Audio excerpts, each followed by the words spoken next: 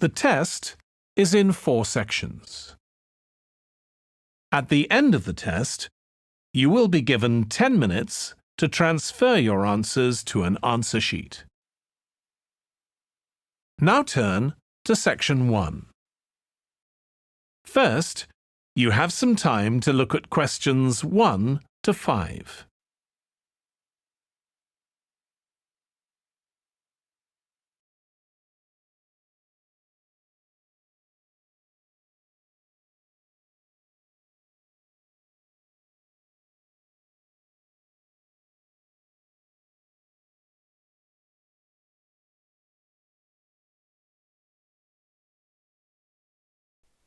After years of planning, Colin Clark finally got the opportunity in the winter of 2002 to visit and trek through the magnificent Sahara Desert.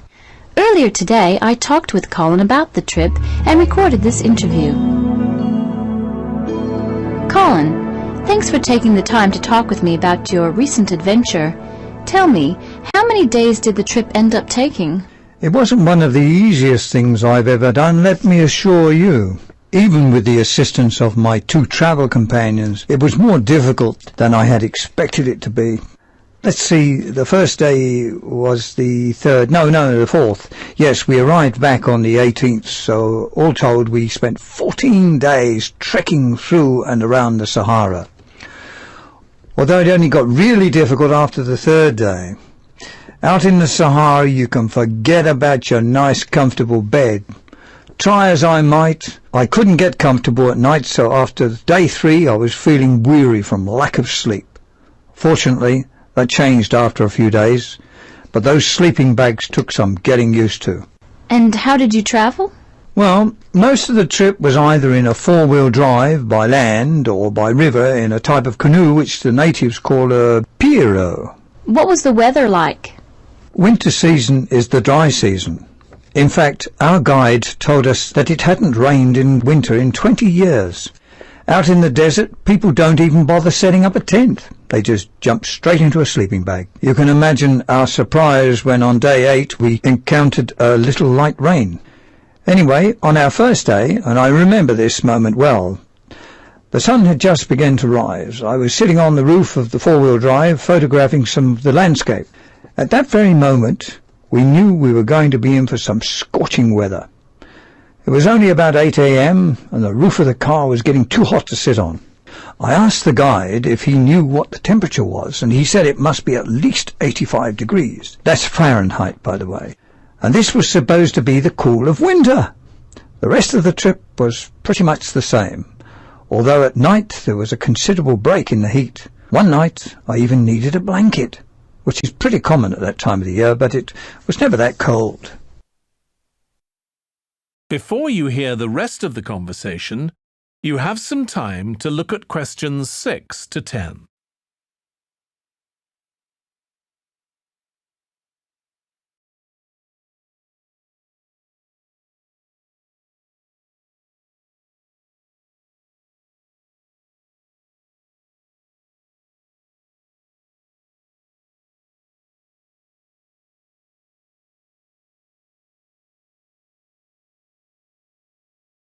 Now listen and answer questions 6 to 10. Highlights. I assume there were many, but are there any moments that really stand out above the rest? Yes, I'd have to say the simple pleasure of camping out in nature, especially at night, was a highlight. The light of the moon and the stars was just breathtaking.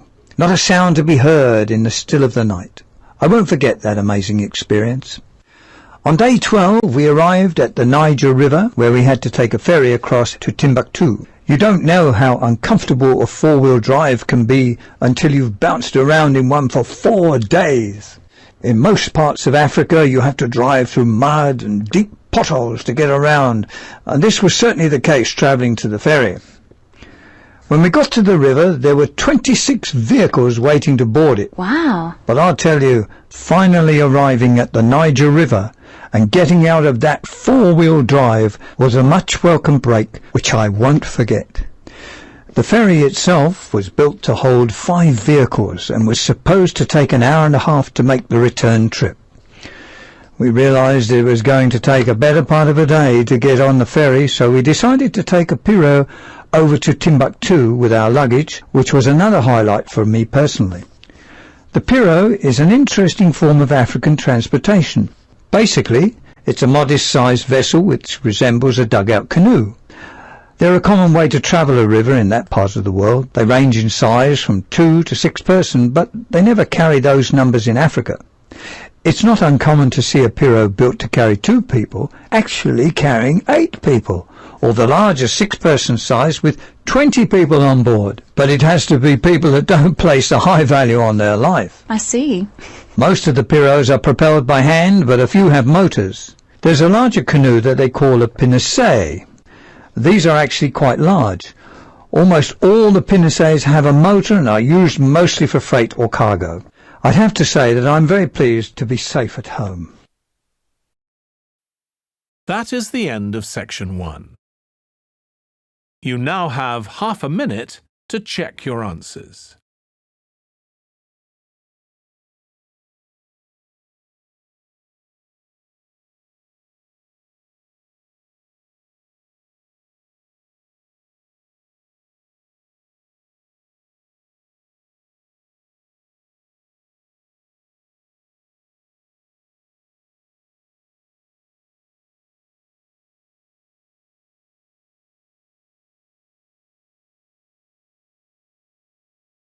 Now turn to section 2.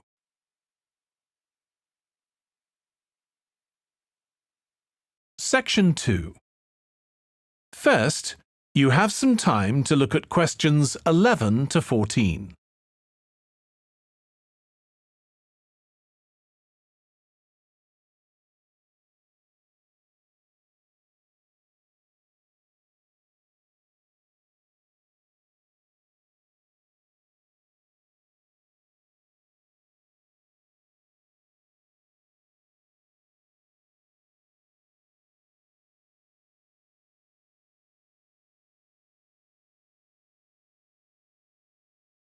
Now listen carefully and answer questions 11 to 14. Good morning, everyone. Last week we were looking at the hunter-gatherers in Ireland, across the Irish Sea from England. Today we're going to move on to the period between 4,000 and 6,000 years ago, known as the Neolithic period, which is when a total farming economy was introduced in Ireland. Now, there are several hypotheses about the origins of the first Neolithic settlers in Ireland, but most of these contain problems. For instance, there are considerable archaeological difficulties about the theory that they came from England. The evidence doesn't really add up. But there are even greater practical problems about the theory that they came directly from continental Europe. For one thing, it's not clear just how sufficient numbers of men and women could have been transported to Ireland to establish a viable population. As you know, the hunter-gatherer economy which existed beforehand was based on small, scattered groups. The farming economy would almost certainly have required much larger communities to do all the work needed to plant and tend sufficient crops to sustain them through the year. The early farmers kept various animals, including cattle and sheep. There's also evidence of pigs, but it is possible that these could have been descended from the native wild species. Now, we know from modern farming that if the level of breeding stock falls below about 300 females, the future of the species locally is at risk. So we must assume that from the beginnings of Neolithic farming, the number of breeding sheep would have considerably exceeded 300. And the national cattle herd must have been of a similar size. The question is how these were brought to the area and where they came from. It's usually suggested that the Neolithic settlers used skin-covered boats to transport livestock, but this method would have severely restricted the range of the colonizing fleets. The sheer volume of animal transport necessary means it's unlikely that this livestock could have been brought from anywhere further than England. What about crops? Well, 2 main cereal crops were introduced to Ireland during this time, wheat and barley, both in several varieties. The main evidence for their presence consists of impressions on pottery, where a cereal grain accidentally became embedded in the surface of a pot before it was fired. The grain itself was destroyed by the firing, but it left an impression on the pot which could be studied and identified by botanists. Before you hear the rest of the podcast, you have some time to look at questions 15 to 20.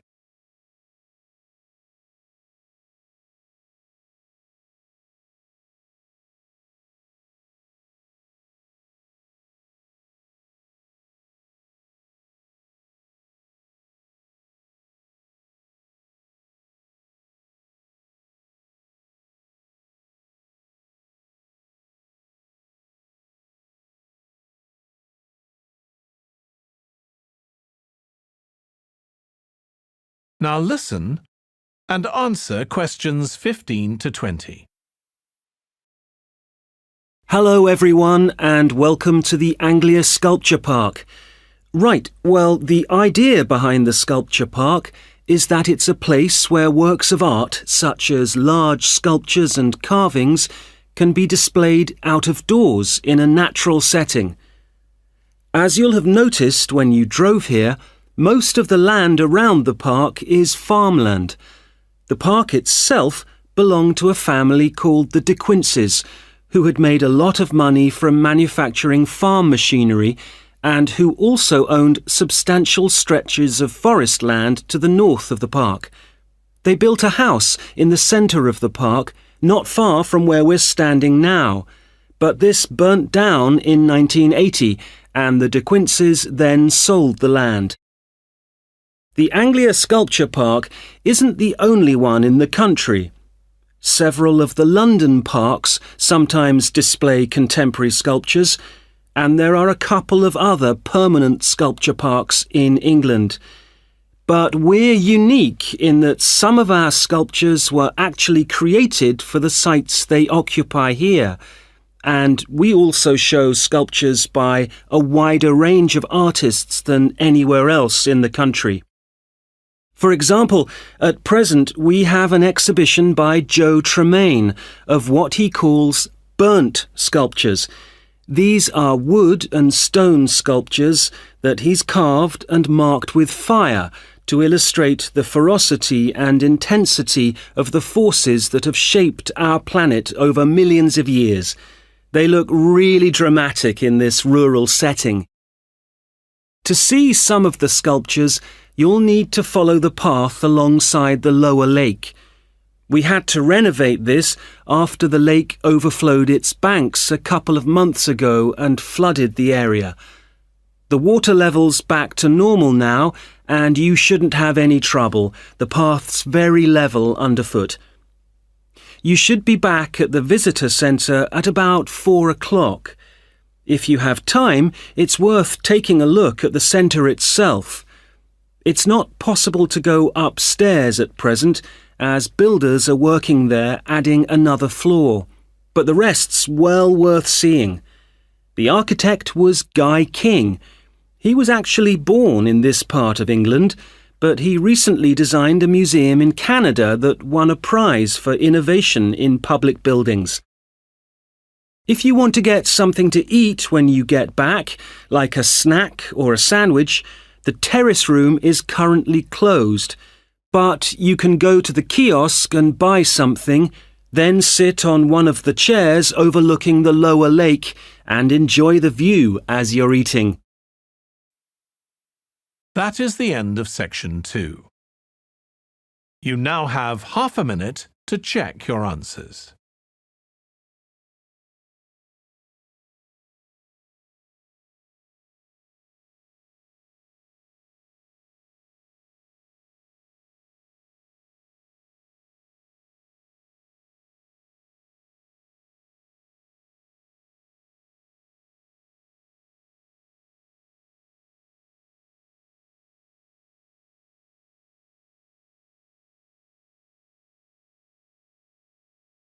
Now turn to section 3.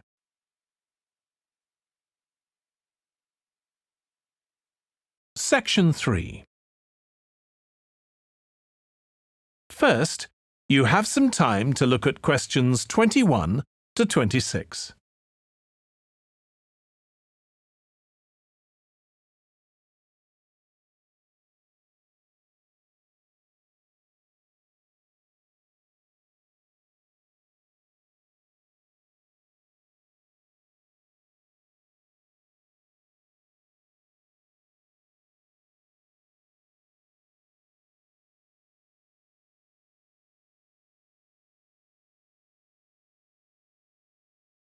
Now listen carefully and answer questions 21 to 26. Anna, I wanted to ask you about my marketing report. I'm not sure about it. That's okay, Leo. So what do you have to do? Choose a product or service, then compare two organisations that produce it. I'm doing instant coffee.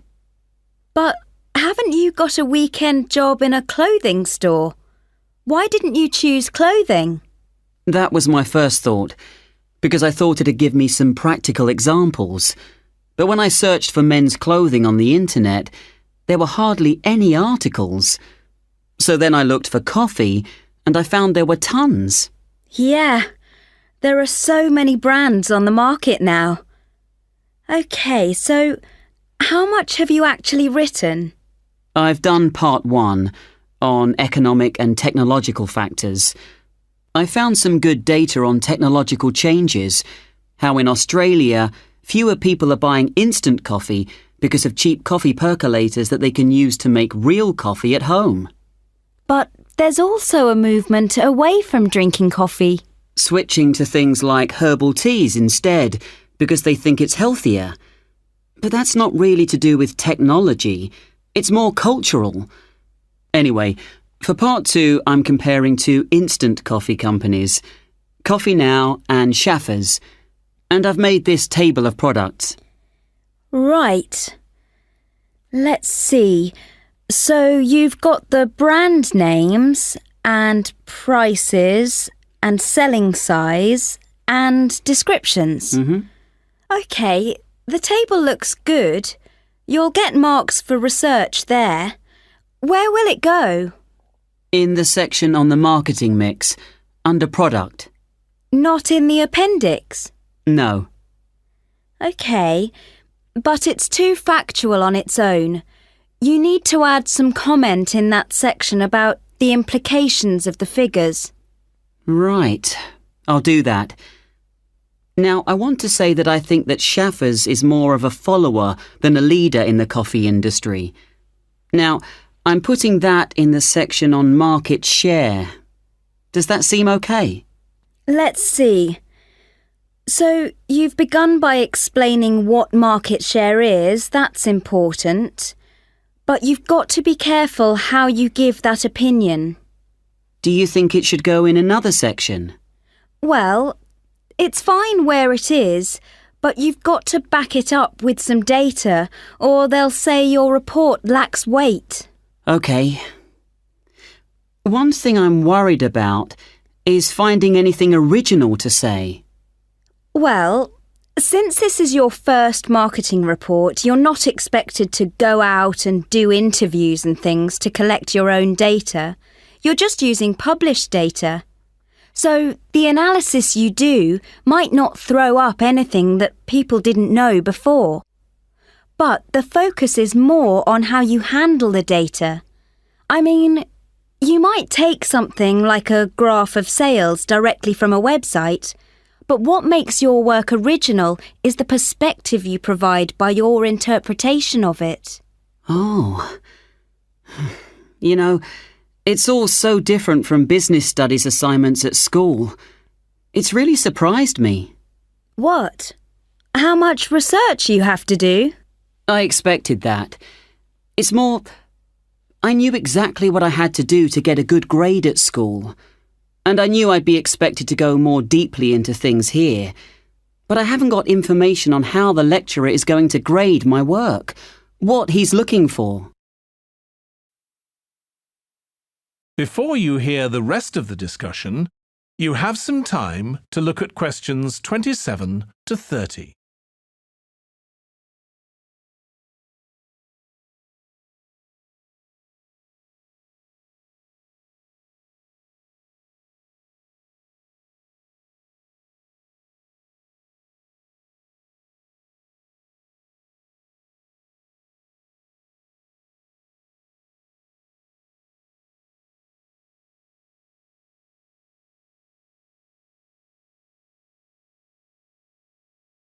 Now listen and answer questions 27 to 30. Hi everybody, good to see you again. This morning I'll tell you about the Elizabeth House in Canterbury, once home of the famous carpenter Jonathan Owen. He bought the house in 1965, although he had first seen it 5 years earlier. Actually, he was interested in the house as a traditional flat in England, and he paid £5,000 for it without a second thought, because of it having standard and regulation building methods during the Middle Ages in the UK. At that time, he had worked at the University of Canterbury as a head carpenter, who managed with a small building company. His professional success was abundant, but his family life wasn't so successful. His parents had suffered from diabetes and mental disease, and his brother Dan was ill with pneumonia. Moving to Elizabeth House, he started his new life. Jonathan considered the home a pure example of traditional East England country house and did some of his successful building structure work here. The backyard and garden of the house became calm and peaceful. The materials used to make the wall, chimney and roof were collected from the local area.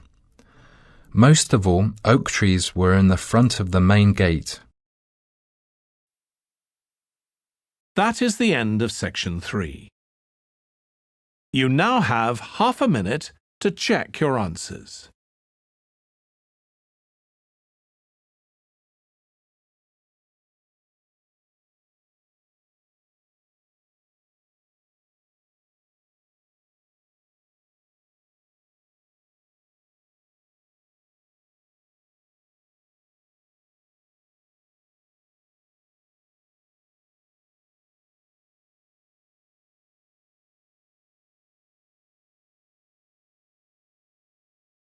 Now turn to section 4.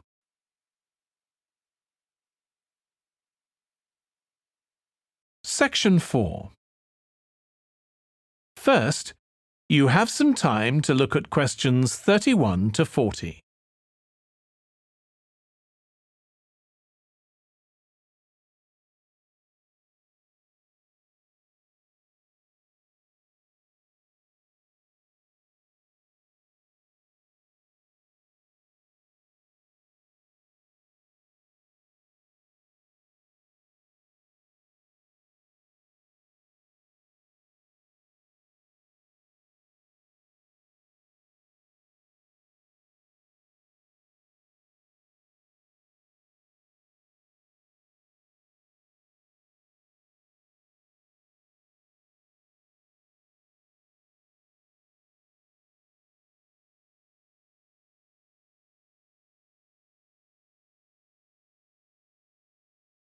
Now listen carefully and answer questions 31 to 40. Hi everyone. This morning I'm going to talk to you about flea markets in England. At first we were surprised to learn that only 15% of people here in England make an effort to collect waste. That is lower than other European countries. Also, it might be falling within a couple of years' time unless the government makes a severe regulation for industries and local residences. The UK government's target means that by 2012 we must decrease our waste emissions by 45% compared with 2000. Local councils can offer support to meet that target by taking part in the National Green Campaign and investing in local flea markets. Most of all, these markets reduce waste emissions from landfill sites. A flea market, or swap meet, is a type of bazaar where very cheap or second-hand goods are sold or bartered for. It may be indoors, like in a warehouse or school gymnasium, or it may be outdoors, like in a field or under a tent. The flea market vendors display the goods used on the table for selling, such as a few unwanted household items to operate commerce, including a variety of used living products. Many flea markets in European countries have food vendors who sell snacks and drinks to the visitors, and may be part of a small event such as carnivals or concerts. As part of our research, our team carried out a questionnaire with people in the local area. The results said we need to open more second-hand shops. However, one problem is that there is a lack of information and marketing. To solve the problems, local councils should invest and support in flea markets by doing things like creating parking space, organising security, public promotions using the internet and other resources. We were also surprised to discover how waste such as furniture, computers, kitchen tools, and other such things are reused. And wooden furniture or electronic products are easy to recycle because they can be reused over and over again without becoming weaker. Around 3 million electronic goods are thrown away per year. Also, around 500,000 pieces of furniture are also disposed of. Only 1/5 is collected and fortunately recycled through many local flea markets.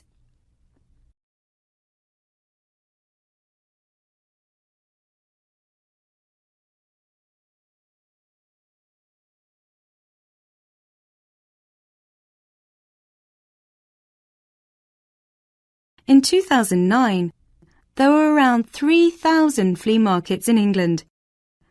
The number is increasing, steadily, so far. Surprisingly, by collecting under 15% of old books, lots of paper is imported, so more paper can be recycled in the UK. Europe recycles 50% of its paper, and Germany recycles 80% of its paper. When recycling launched, there were quality problems, so it was so hard to reuse paper in office sheets. However, these problems have now been solved, and Union of the Flea Markets based in East London produces high-quality recycled paper. Another union, Loving Paper, currently sells the paper that has been through a sorting process to farmers or gardeners as fertilizer. So, to sum up, there seems to be a number of activities that enable people to reuse waste, but the substantial problem is encouraging people to think twice about taking their waste to a flea market instead of throwing it away. I think the recycling program will make us save materials and protect the environment in future. And next, I'll show the plan for promoting it.